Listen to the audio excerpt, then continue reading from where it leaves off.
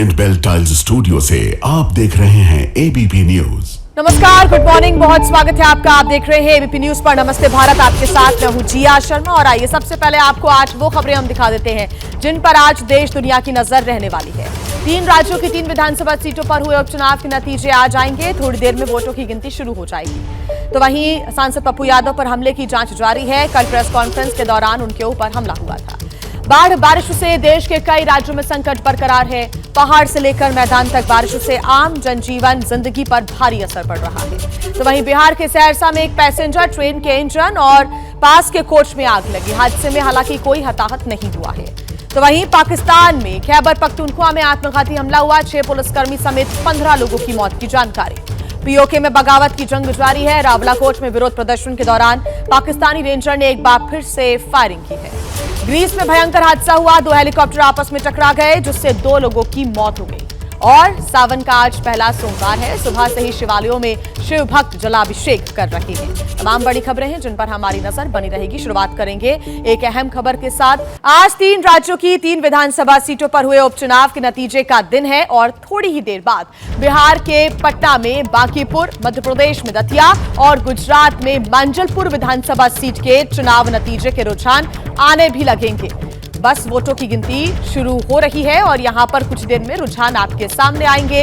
इन तीनों सीटों पर 30 जुलाई को ही मतदान हुआ था और इनमें से सबसे अहम सीट बिहार की बांकीपुर विधानसभा सीट मानी जा रही है। तगड़ा मुकाबला है यहां पर। बीजेपी अध्यक्ष नितिन नवीन के इस्तीफे के बाद यहां पर उपचुनाव हुआ और यहां बीजेपी के नीरज कुमार सिन्हा और जन स्वराज के संस्थापक प्रशांत किशोर और आरजेडी की रेखा गुप्ता के बीच सीधा यहां पर मुकाबला नजर आ रहा है। तो वहीं मध्य प्रदेश की दतिया सीट की बात करें तो यहां पर बीजेपी और कांग्रेस में सीधी टक्कर है। यह भी हॉट सीट मानी जा रही है। बीजेपी के आशुतोष तिवारी और कांग्रेस के घनश्याम सिंह के बीच यहां पर कड़ी टक्कर देखने को मिल रही है। गुजरात की वडोदरा की जो मांजलपुर विधानसभा सीट है उसके भी नतीजे आज ही आ जाएंगे और अभी आपकी स्क्रीन पर रुझान 0-0 आपको नजर आ रहे हैं। लेकिन थोड़ी देर बाद ये जो आंकड़े हैं वो बदलने शुरू हो जाएंगे क्योंकि वोटों की जो गिनती है वो शुरू हो रही है और उसके बाद जो रुझान है, पहले रुझान सामने आ जाएंगे। बड़ा सवाल यही है कि किसकी साख बचेगी, किसकी बड़ी जीत होगी और किसको हार का सामना आज करना पड़ेगा। आप दतिया की सीट देख सकते हैं। घनश्याम सिंह कांग्रेस के, आशुतोष तिवारी बीजेपी के। देखिए, बीजेपी कांग्रेस के बीच में यहां पर सीधी टक्कर दतिया में देखने को मिल रही है। लेकिन किसके किसके बीच में कड़ा मुकाबला देखने को मिल रहा है आपको आइए हम बता देते हैं। लेकिन सबसे पहले आपको बता देते हैं कि इन 3 सीटों पर उपचुनाव हुआ तो किस प्रकार से वोटों का परसेंटेज सामने आया। 34% वोटिंग हुई बिहार की बांकीपुर विधानसभा सीट पर। तो वहीं 71% मध्य प्रदेश की दतिया विधानसभा सीट पर वोटिंग हुई है। मतदान का प्रतिशत अच्छा रहा है, 71%। लेकिन गुजरात की मांजलपुर विधानसभा सीट की बात करें तो 38% वोटिंग यहां पर हुई है। लोग हालांकि सुबह सुबह घर से बाहर निकले, वोट डाला, लेकिन बिहार और गुजरात की बात करें तो कम प्रतिशत देखने को मिला है। बांकीपुर की बात कर लेते हैं सबसे पहले। देखिए, जन स्वराज के प्रशांत किशोर के साथ सीधा मुकाबला नीरज कुमार और आरजेडी की यहां पर रेखा कुमारी भी यहां पर अपनी किस्मत आजमाती हुई नजर आ रही है। तो यहां पर है हॉट सीट बनी हुई क्योंकि खुद जन स्वराज के प्रशांत किशोर मैदान में है। बीजेपी और जन स्वराज के बीच में सीधी टक्कर देखने को मिल रही है। अब हम बात कर लेते हैं दतिया की। दतिया जो कि नरोत्तम मिश्रा की सीट मानी जाती है, लेकिन उनको इस बार टिकट ना देकर आशुतोष तिवारी को टिकट दिया गया और उनका सीधा मुकाबला कांग्रेस के घनश्याम सिंह से देखने को मिल रहा है। दतिया बीजेपी की पुरानी सीट मानी जाती है, गढ़ माना जाता है। तो क्या कांग्रेस इस गढ़ में सेंध मार पाएगी, ये बड़ा सवाल बना हुआ है क्योंकि जो मुकाबला है वो टक्कर का देखने को इस बीच मिल रहा है। और आइए अब खबरों में आगे बढ़ते हैं। एक और बड़ी खबर आपको हम बता देते हैं। पूर्णिया के सांसद पप्पू यादव पर भड़के गुस्से वाला जो ताजा ट्रेलर है वो देखिए सामने आ गया है। ये जो 4 तस्वीरें आप देख रहे हैं इसमें आपको एक ट्रेलर की तस्वीर समझ में आ जाएगी। दिल्ली में पप्पू यादव कॉपरनिकस रोड के अपने बंगले पर प्रेस कॉन्फ्रेंस कर रहे थे, तभी उन पर हमला हो जाता है। 2 लड़के इस दौरान बंगले में घुस गए। उनमें से एक सुमित ने पप्पू यादव की तरफ चप्पल फेंका और इसके बाद पप्पू यादव पर हमले की कोशिश हुई। लेकिन समर्थकों ने सुमित नाम के इस लड़के को पकड़ लिया, जबकि हैप्पी नाम का जो दूसरा आरोपी है वो भाग निकला। पप्पू यादव खुद बीच बचाव करके हमलावर सुमित को समर्थकों से बचाते हुए दिखे और इसी के बाद पप्पू यादव के हाथ में एक बड़ा सा चाकू भी नजर आता है। पप्पू यादव के अनुसार चाकू हमलावर का ही था जो उससे छीन लिया गया। पप्पू यादव ने कहा कि ये उन पर जानलेवा हमला हुआ, उनकी हत्या की लगातार यहां पर साजिश रची जा रही है। आप खुद देख रहे हो, पकड़ा है चाकू किस तरह हमला किया। वो कह रहा है जान से मारेंगे। आप तो डेली बाबा लोग कह रहे हैं चला दो, 51 लाख रुपया देंगे, 11 लाख रुपया देंगे, सब कह रहे हैं मारो, हम तो बचाई। अब तो देखिए हम उस पर बैठ सो गए। सर आपको तो मैंने अभी फुटेज दिखाया भैया, अभी तो मारने की साजिश थी, वो तो बच गया। लोग अभी मिलने वाले जनता दर्शन नहीं होते। और आइए अब बात करेंगे पाकिस्तान की, क्योंकि यहां पर कल आत्मघाती हमला हुआ है। खैबर पख्तूनख्वा के स्वात जिले में हुए आत्मघाती हमले में 15 लोगों की जान चली गई। हमला उस वक्त हुआ जब पाकिस्तान की सेना के खिलाफ कुछ ही दूरी पर प्रदर्शन भी चल रहा था, जहां बड़ी संख्या में लोग मौजूद थे और मारे गए लोगों में 6 पुलिसकर्मी भी शामिल बताए जा रहे हैं। ये तस्वीर आप देख रहे हैं, आत्मघाती हमला हुआ है। एक शख्स यहां पर आता है और जोरदार धमाका होता है और उसी में 6 पुलिसकर्मी समेत 15 लोगों की मौत हो गई है। और इस धमाके के बाद अफरा तफरी मच जाती है। खैबर पख्तूनख्वा का ये इलाका जहां पर आत्मघाती हमले से हड़कंप मच गया। पुलिस प्रशासन की टीम मौके पर पहुंची। अभी भी हालांकि पूरे मामले की जांच की जा रही है, इसके पीछे किसकी साजिश है और किस वजह से इस पूरे हमले को अंजाम दिया गया, जांच की जा रही है। तकरीबन 6 बजे के करीब ये धमाका पेश आया है और कुछ हमलावर जो है वो पुलिस लाइंस के करीब अंदर जाने की कोशिश कर रहा था और पुलिस ने उसको रोकने की कोशिश की और उसने खुद को जो है वो धमाके से उड़ा दिया, जिसके अंदर हमारे पुलिस के जवान शहीद हुए हैं और सिविलियंस की भी शहादत की रिपोर्ट्स मौसूल हो रही हैं। और आइए अब बात करेंगे बाढ़ बारिश के कहर की। सबसे पहले तस्वीरें आपको हम दिखा देते हैं लद्दाख की, जहां के करगिल में फ्लैश फ्लड का कहर देखने को मिला है। पहाड़ों के बीच अचानक से पानी का सैलाब आ गया। देखते ही देखते सब कुछ अपनी चपेट में इस सैलाब ने ले लिया। जहां पर आप देख रहे हैं तेज बहाव के साथ आया पानी, अपने साथ मिट्टी, मलबा और पत्थर सब कुछ बहा कर ले जा रहा है। कई पेड़ उखड़ गए, बाग तबाह हो गए, खेती की जमीन पर मलबे की मोटी परत जम गई। फ्लैश फ्लड की वजह से सड़कें भी टूट गई और कई गाड़ियों को काफी नुकसान भी पहुंचा है। तो तस्वीरें आपके सामने, आसपास के जो कई गांव हैं वहां पर भी इस अचानक आई बाढ़ से कोहराम मचा हुआ है। लोग अब अपने घरों को साफ करने में जुटे हुए हैं। जो मिट्टी आया है, मलबा आया है, कीचड़ है, उसको साफ करने में जुटे हुए हैं। कुछ ऐसा ही हाल जम्मू कश्मीर के शोपियां में भी नजर आया, जब बारिश के बाद अचानक आई बाढ़ ने लोगों की मुश्किलों को बढ़ाकर रख दिया। तेज बहाव के साथ आया पानी अपने साथ मिट्टी और मलबा लेकर आया, जिससे कई इलाकों में भारी नुकसान पहुंचा है। बाढ़ की चपेट में आने से स्कूल की इमारत को नुकसान पहुंचा है। सेब के बाग तबाह हो गए। किसानों की महीनों की मेहनत पर पानी फिर गया और अचानक आई इस आफत के बाद प्रशासन ने हालातों का जायजा लेना शुरू कर दिया। लोगों को सतर्क रहने और तेज बहाव वाले इलाकों से दूर रहने की सलाह दी जा रही है।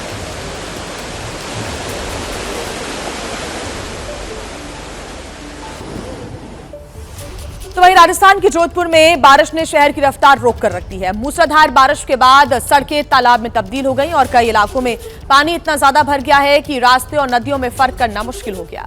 गाड़ियां पानी में फंसी नजर आई, बहती नजर आई, तो लोगों को जलभराव के बीच से गुजरना पड़ा। जोधपुर के मथुरादास माथुर अस्पताल के बाहर भी हालात कुछ ऐसे ही नजर आए। बेहद हालात यहां पर खराब हो गए। सड़कें पानी में डूब गई। मरीजों और उनके परिजनों को आने जाने में परेशानी का सामना करना पड़ा। तस्वीर आप देख रहे हैं, पूरी साइकिल डूबी हुई है, कमर कमर तक पानी है। अस्पताल के बाहर भी पानी भरा हुआ है, जिससे लोगों की गाड़ियां भी पार्किंग में जो खड़ी हुई थी वो डूब गई। खबरों के सिलसिले को आगे बढ़ाएंगे, लेकिन आपको याद दिला दें, थोड़ी देर बाद सुबह 8:30 बजे आप मेरे साथ जरूर देखिएगा आपका शहर आपकी खबर।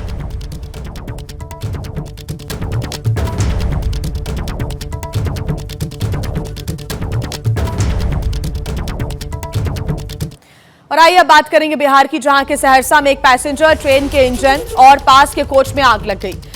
ये तस्वीर आप देख रहे हैं, घटना तड़के करीब 3 बजे की बताई जा रही है। समस्तीपुर से सहरसा जाने वाली पैसेंजर ट्रेन के इंजन में यह आग सिमरी बख्तियारपुर स्टेशन पर लगी। आग लगते ही अफरा तफरी मच गई, हड़कंप मच गया। राहत की बात यह रही कि सभी यात्रियों को समय रहते सुरक्षित बाहर निकाल लिया गया था। करीब 2 घंटे की कड़ी मशक्कत के बाद आग पर काबू पा लिया गया।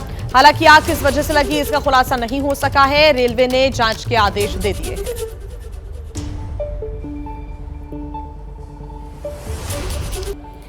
और आइए अब बात कर लेते हैं सावन की। आज है सावन का पहला सोमवार और आज सुबह से ही शिवालयों में भक्तों की भारी भीड़ उमड़ रही है। सबसे पहले आपको काशी विश्वनाथ की तस्वीरें हम दिखा देते हैं। भगवान विश्वनाथ के दर्शन के लिए आज सुबह से ही भक्तों की भारी भीड़, लंबी लंबी लाइन लगी हुई है और आज सुबह जैसे ही मंदिर के कपाट खुले, बम बम भोले की गूंज सुनाई देने लगी।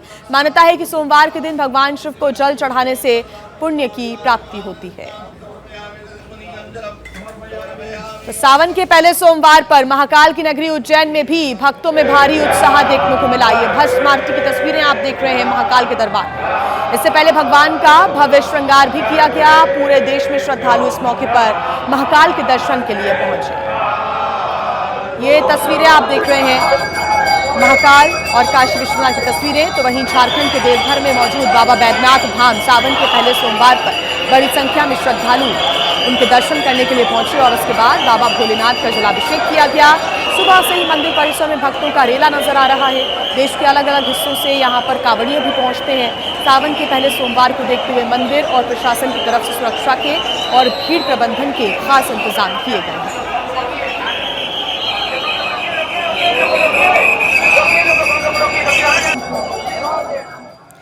उत्तर प्रदेश के कानपुर की बात करें तो यहां के आनंदेश्वर महादेव मंदिर में सावन के पहले सोमवार पर बड़ी संख्या में श्रद्धालु शिव के दर्शन के लिए पहुंच रहे हैं। सुबह से ही मंदिर परिसर में भक्तों का तांता लगा हुआ है। लंबी कतारें देखने को मिल रही हैं। श्रद्धालुओं ने भगवान शिव को जल अर्पित किया, सुख समृद्धि की कामना की। सावन के पहले सोमवार को लेकर भक्तों में खासा उत्साह देखने को मिलता है और वो आज जो उत्साह है वो देखने को मिल रहा है। और आओ आपको तस्वीरें दिखा देते हैं अयोध्या के नागेश्वरनाथ महादेव मंदिर की, जहां पर सावन के पहले सोमवार पर बड़ी संख्या में भक्त भगवान शिव की आराधना करने के लिए पहुंच रहे हैं, जलाभिषेक कर रहे हैं, दूधाभिषेक कर रहे हैं। भक्तों ने बाबा नागेश्वरनाथ का जलाभिषेक किया और सुख शांति की कामना भी की। उत्तर प्रदेश के गाजियाबाद की बात करें तो यहाँ पर बाबा बुद्धेश्वरनाथ मंदिर में बड़ी संख्या में भक्त दर्शन के लिए पहुंच रहे हैं। गाजियाबाद की तस्वीरें आपके सामने। श्रद्धालुओं ने बाबा बुद्धेश्वरनाथ का जलाभिषेक किया। सुबह से ही यहाँ पर भी लोगों की लंबी कतारें देखने को मिल रही हैं। सुरक्षा के तगड़े इंतजाम यहाँ पर किए गए हैं। भीड़ प्रबंधन के लिए भी खास इंतजाम है।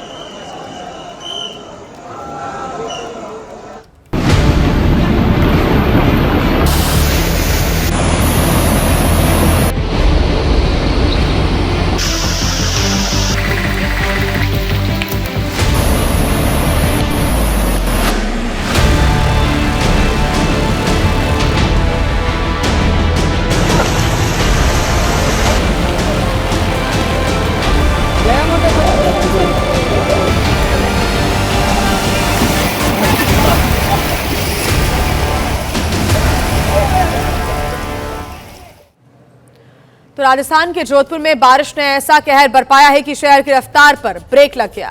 कुछ घंटों की मूसलाधार बारिश के बाद सड़कें दरिया बन गई, गलियां और बाजार पानी में डूब गए और कई स्थानों पर गाड़ियां भी पानी में फंसी हुई नजर आई।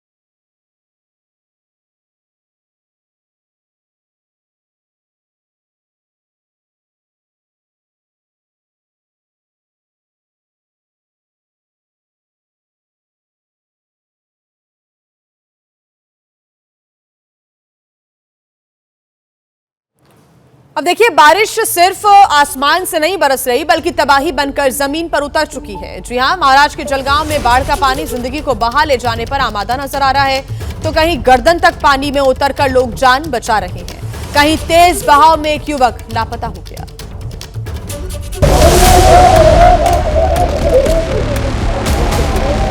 उफनती नदियां, सैलाब में डूबे शहर और हर तरफ सिर्फ पानी ही पानी।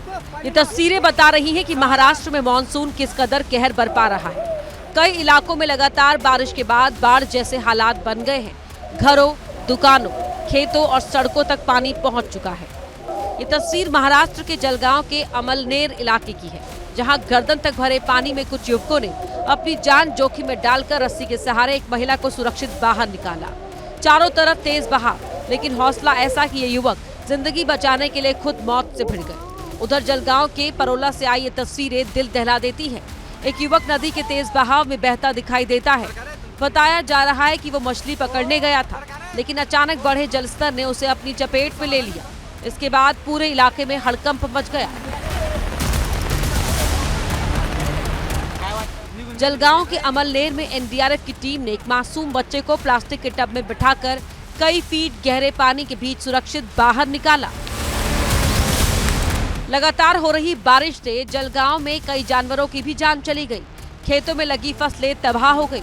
दुकानों और घरों में पानी घुसने से लाखों का नुकसान हुआ है। प्रशासन लोगों से नदी नालों और तेज बहाव वाले इलाकों से दूर रहने की अपील कर रहा है। गुजरात के मोरबी में भी बारिश ने भारी तबाही मचाई है। यहाँ तेज बहाव में सड़क बह गई। सड़क टूटने के बाद जामनगर कच्छ हाईवे बंद कर दिया गया, जिससे लोगों की परेशानियां बढ़ गई। महाराष्ट्र हो या गुजरात, मानसून अब मुसीबत बन चुका है। कहीं रेस्क्यू ऑपरेशन जारी है तो कहीं सड़कें और जिंदगी दोनों पानी के आगे बेबस नजर आ रही है। तो जम्मू कश्मीर से लेकर लद्दाख तक कहीं बादल फट रहे हैं, कहीं पहाड़ भरभराकर सड़कों पर गिर रहे हैं, तो कहीं अचानक आई फ्लैश फ्लड। खेत, बाग, सड़कें और गाड़ियां सब कुछ बहा ले जा रही है।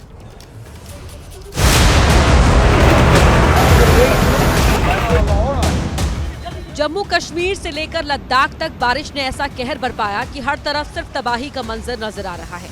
पहाड़ कांप रहा है, धरती फट रही है और देखते ही देखते चट्टानों का समंदर सड़क पर उतर आता है। बारामूला में अचानक बादल फटने के कुछ ही सेकंड बाद मिट्टी, चट्टाने और मलबा नेशनल हाईवे पर आ जाता है।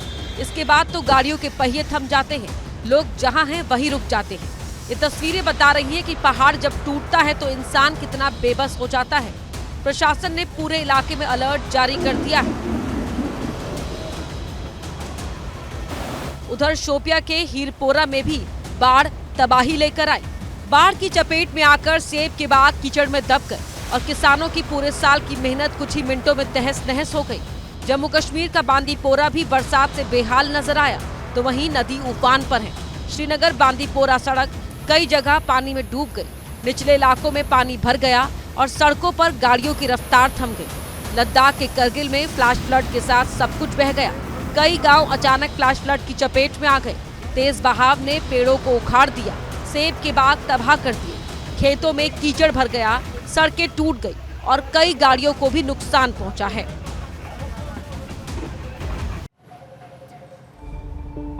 वहीं केरल में आसमान से बरस रही आफत ने जमीन पर भी हालात बिगाड़ दिए हैं। लगातार हो रही बारिश ने कहीं पहाड़ों को दरका दिया तो कहीं कहीं शहरों को पानी पानी कर दिया।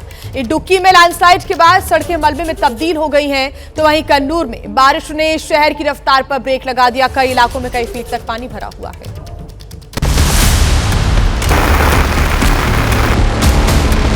केरल में मानसून का रौद्र रूप देखने को मिल रहा है। इडुक्की में भारी बारिश के बाद लैंडस्लाइड ने सड़क का रास्ता रोक दिया। वहां लैंडस्लाइड के बाद सड़क टूट गई। मिट्टी, पत्थर और मलबा इस कदर सड़क पर आ गिरा कि पूरा रास्ता बर्बाद हो गया। केरल के कन्नूर में भारी बारिश ने शहर की रफ्तार रोक दी। श्रीकंदापुरम नगरपालिका क्षेत्र में भारी बारिश के बाद भीषण जलभराव हो गया। कई इलाकों में पानी भरने से लोगों को आने जाने में परेशानी का सामना करना पड़ा। लगातार बरसात से नदियां उफान पर हैं। निचले इलाकों में पानी भर रहा है और लोगों की मुश्किलें लगातार बढ़ रही हैं। केरल के थोडुपुझा में भारी बरसात के बाद मलनकारा डैम से पानी ओवरफ्लो होने का खतरा बढ़ने लगा। इसके बाद बढ़ते जलस्तर को देखते हुए डैम के गेट खोल दिए गए और आसपास के इलाकों में अलर्ट जारी कर दिया गया। लोगों से नदी किनारे और निचले इलाकों से दूर रहने की अपील की गई है।